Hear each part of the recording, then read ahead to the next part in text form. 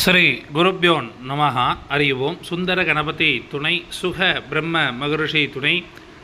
ஆன்மீக செல்வர்களே, கிரிக்கெட் நேயர்களே, IPL 2025 இந்தியாவில் சிறப்பான முறையில் நடைபெற்று வருகின்றது. இதுவரை 32 போட்டிகள் நிறைவு பெற்றுள்ளன. 33வது போட்டியாக இன்றைய தினம் மும்பை இந்தியன்ஸ் மற்றும் சன்ரைசர்ஸ் ஹைதராபாத் அணிகள் மோத இருக்கின்றார்கள். இந்த போட்டியில் வெல்லக்கூடியவர்கள் யார் மற்றும் அதிக ரன்களை விளாசக்கூடியவர்கள் யார் என்பதை நம் ஜோதிட ரீதியாக தெரிந்து கொள்வோம். இன்றைய தினம் ஒரு சிறப்பான போட்டியாக இருக்கக்கூடியதாக இருக்கும். அதற்கு முன்பாக நேற்றைய தினம் நாம் கூறியது போலவே டெல்லி கேபிட்டல்ஸ் அணி சூப்பர் ஓவரில் வெற்றி பெற்றிருந்தார்கள். அதாவது நேற்றைய தினம் மேக்ஸிமம் டெல்லி தோக்குற மாதிரி தான் இருந்தது. இருந்தாலும் நேற்றைய தினம் ராஜஸ்தான் ராயல்ஸ் அணி தோக்குற மாதிரி தான் இருந்தது. நிறைய கேட்ச் மிஸ் பார்த்தீங்க அப்படின்னா, இனிஷியலாகவே கேட்ச் மிஸ், ஃபஸ்ட் ஓவருக்குள்ளே கேட்ச் மிஸ். டெல்லி அணி அசட்டோ சர்மா மிஸ் பண்ணிட்டார். ஸோ அப்படி கிட்டத்தட்ட அவங்களும் வந்துட்டாங்க. நான் இந்த நிதிஷ் ராணா நேற்று மிஸ் பண்ணிட்டேன். நம்மளோட கால்குலேஷனில் அவர் கொஞ்சம் மிஸ் ஆகிட்டார். அவர் கணிச்சதுன்னா கரெக்டாக சொல்லியிருக்கலாம். பட் ஆனால் மிஸ்ஸு பரவாயில்ல. நாம் சொன்னதில் 7 பிளேயர் ட்ரீம் லெவலில் இடம்பெற்றிருந்தாங்க. மகிழ்ச்சி. இன்றைய தினம் நடக்கக்கூடிய போட்டி ஒரு சிறப்பு மிக்க போட்டி. அதாவது எல்லாருமே சொல்லிட்டுருப்பாங்க, ஏப்ரல் 17 யாரோ ஒருத்தர் சொன்னார், டேல் ஸ்டெயினோ யாரோ ஒருத்தர் சொல்லியிருந்தார், 300 இன்றைக்கி லோடிங்கு அப்படின்னு சொல்லியிருந்தார். நான் அடித்து சொல்கிறேன், நீங்கள் 300லாம் லோடிங் ஆகாது கண்டிப்பாக. அப்படி சன்ரைசர்ஸ் ஹைதராபாத் பிடிச்சாங்க அப்படின்னா கண்டிப்பாக 300லாம் அன்லோடிங் ஆகாது. கம்மியான ஸ்கோர் தான் இன்றைக்கி வரக்கூடிய அமைப்பாக இருக்கும். ஸோ பெரிய ஸ்கோர் அப்படிங்கிறது ஹைதராபாத் பேட்டிங் பண்ணாங்கன்னா பெரிய அளவில் இருக்காது. அதாவது 300லாம் கண்டிப்பாக வராது அப்படிங்கிறத மட்டும் நான் ஃபஸ்ட்டு பதிவு பண்ணிடுறேன். இன்றைய தினம் சன்ரைசர்ஸ் ஹைதராபாத் மற்றும் மும்பை அணி. மும்பை அணி முதலாவது பேட்டிங் செய்தார்கள் என்றால் சிறப்பாக விளையாடக்கூடிய நபர்கள் ரே ரிக்லிட்டான். அவர் இன்றைக்கி நல்லா விளையாடக்கூடிய அமைப்பு அப்படிங்கிறது இருக்குது. ரோஹித் சர்மா கேட்கலாம், இருந்தாலும் அவர் ஒரு 20 to 25 ரன் தான் அடிக்கக்கூடிய ஒரு அமைப்பு அப்படிங்கிறது. ஒரு ஹெவி ஸ்டார்ட் கொடுப்பார். அவர் அவுட் ஆகிற எண்ணிக்கை பார்த்திங்கன்னா 3 அப்படிங்கிறது முடியும். இல்லை அப்படின்னா 5. ஒரு பேச்சுக்கு சொல்கிறேன்னா அவர் அவுட் ஆகிற எண்ணிக்கை 5 அப்படின்னு கூட வச்சுக்கலாம். 14 ரன் அடித்தா கூட அது 5 தான் முடியும். அந்த மாதிரி இன்றைக்கி ரோஹித் சர்மா அவுட் 3 அல்லது 5 கூட்டு எண்ணிக்கை அப்படி அவுட் ஆகக்கூடிய அமைப்பு அப்படிங்கிறது உண்டு. ரே ரிக்லிட்டான் இன்றைக்கி ஒரு அருமையான பேட்டிங்காக இருக்கும். ரே ரிக்லிட்டான், சூரியகுமார் யாதவ், திலக் வர்மா போன்றோர் ஒரு சிறப்பான பேட்டிங்காக இருக்கும். இதில் நமந்தீர் முன்னாடி வந்தார்னா நல்லா விளையாடுவார். ஆனால் அவரை முன்னாடி இறக்கி விட்றாங்களா அப்படிங்கிறது எனக்கு தெரியல.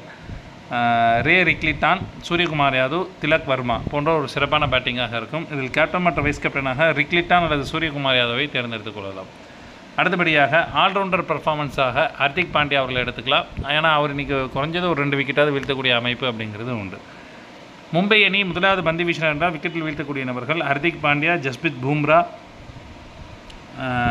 கரண் சர்மா போன்றோர் விக்கெட்டுகளை வீழ்த்துவார்கள். மிச்சல் சாட்னர் இடம்பெற்றார் என்றால் ஃபஸ்ட்டு பவுல் பண்ணார்னா 1 விக்கெட் வீழ்த்தக்கூடிய அமைப்பு அப்படிங்கிறது உண்டு. அதுபோக 2 கேட்ச் பிடிக்கக்கூடிய அமைப்பு அப்படிங்கிறது உண்டு. அவர் ட்ரீம் லெவலில் கண்டிப்பாக இடம்பெற்றுவார். அப்போ இப்படி 3 பவுலர் வச்சிங்க. மிச்சல் சாட்னர், பூம்ரா, கரண் சர்மா இவங்க 3 பேர் பவுலிங் ஆப்ஷனில், ஹர்திக் பாண்டியா ஆல்ரவுண்டரில், பேட்டிங்கில் ரிக்லிட்டான், சூரியகுமார் யாதவ், திலக் வர்மா போன்ற ஒரு சிறப்பானதாக இருக்கும்.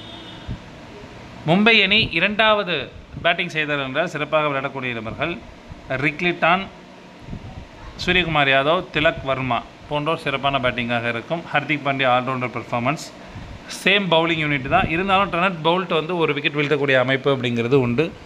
ஜஸ்பிரித் பூம்ரா, டெனட் பவுல்ட் மற்றும் மிச்சல் சாட்னர் கண்டிப்பாக 2 விக்கெட் வீழ்த்துவார். அப்போ நீங்கள் கரண் சர்மாவை விட்டுட்டு மிச்சல் சாட்னரை கன்ஃபார்மாக நீங்கள் எடுத்துக்கலாம். 2 விக்கெட் வீழ்த்தக்கூடிய அமைப்பு அப்படிங்கிறது உண்டு. மும்பை அணி ஃபஸ்ட்டு பேட்டிங் பண்ணும்போது ரிக்லிட்டானை கேப்டனாக சூஸ் பண்ணிக்கலாம், சூரியகுமார் யாதவை வைஸ் கேப்டனாக சூஸ் பண்ணிக்கலாம். அதே மாதிரி மும்பை அணி ஃபஸ்ட்டு பவுல் பண்ணுச்சு அப்படின்னா பூம்ரா அல்லது கரண் சர்மாவை கேப்டன் வைஸ் கேப்டனாக சூஸ் பண்ணிக்கலாம். இல்லைன்னா ஹர்திக் பாண்டியா கூட சூஸ் பண்ணிக்கலாம். அடுத்தபடியாக சன்ரைசர்ஸ் ஹைதராபாத் அணி முதலாவது பேட்டிங் செய்தார் என்றால் சிறப்பாக விளையாடக்கூடிய நபர்கள் அபிஷேக் சர்மா, ஹென்ரிச் கிளாசன், நிதிஷ்குமார் ரெட்டி, அங்கித் வர்மா போன்றோர் ஒரு சிறப்பான பேட்டிங்காக இருக்கும். இதில் கேப்டன் மற்றும் வைஸ் கேப்டனாக அபிஷேக் சர்மா அல்லது ரெட்டியை கூட நீங்கள் தேர்ந்தெடுத்துக் கொள்ளலாம். சன்ரைசர்ஸ் ஹைதராபாத் அணி முதலாவது பந்து வீசினார் என்றால் விக்கெட்டுகளை வீழ்த்தக்கூடிய நபர்கள் முகமது சமி, ஜெய்தேவ் உனாத்கட் இன்றைய தினம் இறங்கினார் என்றால் உனாத்கட் அவர்கள் இன்றைய தினம் விளையாடுகிறார் என்றால் கண்டிப்பாக விக்கெட் எடுக்கக்கூடிய அமைப்பு அப்படிங்கிறது உண்டு. முகமது சமி, ஜெயதேவ் உனாத்கட் இருவரையும் தேர்ந்தெடுத்துக் கொள்ளலாம். அடுத்தபடியாக சன்ரைசர்ஸ் ஹைதராபாத் அணி இரண்டாவது பேட்டிங் செய்தார்கள் என்றால் சிறப்பாக விளையாடக்கூடிய இருவர்கள் அபிஷேக் சர்மா, டிராவிஸ் ஹெட் அல்லது இஷான் கிஷன். எனக்கு தெரிஞ்சு டிராவிஸ் ஹெட் வந்து ஒரு விளையாடக்கூடிய அமைப்பு அப்படிங்கிறது உண்டு. அதனால் அபிஷேக் சர்மா, டிராவிஸ் ஹெட், நிதிஷ்குமார் ரெட்டி, அங்கித் வர்மா போன்ற ஒரு சிறப்பான பேட்டிங்காக இருக்கும். இதில் கேப்டன் மற்றும் வைஸ் கேப்டனாக அபிஷேக் சர்மா அல்லது ரெட்டியை தேர்ந்தெடுத்துக் கொள்ளலாம். சன்ரைசர்ஸ் ஹைதராபாத் அணி இரண்டாவது பந்து வீச்சினர் என்றால் விக்கெட் வீழ்த்தக்கூடிய நபர்கள் பேட் கம்மின்ஸ், சமி, உனாத்கட் போன்றோர் விக்கெட்டுகளை வீழ்த்துவார்கள். நேர்களே, இன்றைய போட்டியில் சுவாரஸ்யமான விஷயங்கள் நடக்கும். அதாவது பவர் பிளே எந்த அணி பேட்டிங் பண்ணாலும் 1 to 4 ஓவருக்குள்ளே 3வது ஓவராக இருக்கலாம், இல்லைனா 2வது ஓவராக இருக்கலாம், தொடர்ந்து 3 4 ஆகுது. இல்லை அப்படின்னா ஒரு 4 ஒரு 6, அப்புறம் ஒரு பால் டாட்டு, அப்புறம் ஒரு 4, இல்லைனா தொடர்ந்து 2 பால் 4, ஒரு பால் டாட்டு, 3வது பால் 4. இந்த மாதிரி கண்டிப்பாக நடக்கக்கூடிய ஒரு அமைப்பு அப்படிங்கிறது உண்டு. இன்னொரு ஹிண்ட்டு, ரோஹித் சர்மாவுக்கு புல் ஷாட் ஆடும்போது கேட்ச் மிஸ் பண்ணிட்டாங்க அப்படின்னா புல் ஷாட்டில் வந்து ட்ரை பண்ணி அவர் மிடான்ஸ் திசையில் அவுட் ஆகிற ஒரு சூழ்நிலை அப்படிங்கிறது உண்டு. சப்போஸ் அந்த மாதிரி ஏதாவது கேட்ச் மிஸ் ஆகிடுச்சு அப்படின்னா கண்டிப்பாக அவர் வந்து ஒரு நல்லா பர்ஃபார்ம் பண்ணுவார். ஸோ அவரை வந்து ஆப்ஷனலாகவே வச்சிங்க. இன்னையோட ஹிண்ட் அப்படின்னு எடுத்துக்கிட்டோம்னா ஓப்பனிங் ஸ்லாட் பேட்ஸ்மேன், அது வந்து லெஃப்ட் ஹேண்டட் பேட்ஸ்மேனாக இருக்கலாம். அவர் வந்து கேப்டன் வைஸ் கேப்டனாக வரக்கூடிய அமைப்பும், ஒரு ஆல்ரவுண்டர் வைஸ் கேப்டனாக வரக்கூடிய அமைப்பும் இன்றைய தினம் இருக்கின்றது. ஒரு சுவாரஸ்யம் நிறைந்த போட்டியாக இந்த போட்டி இருக்கும். இன்றைய தினம் மும்பை இந்தியன்ஸ் அணி வெற்றி பெறுவார்கள். இதில் ஏதேனும் மாற்றங்கள் வரும் பட்சத்தில் டெலகிராம் லிங்கில் அப்டேஷன் என்பது வழங்கப்படும். டெலகிராம் லிங்க் என்பது டிஸ்கிரிப்ஷன் பாக்ஸில் இருக்கும். இணைந்து கொள்ளாதவர்கள் இணைந்து கொள்ளுங்கள். நன்றி, வணக்கம்.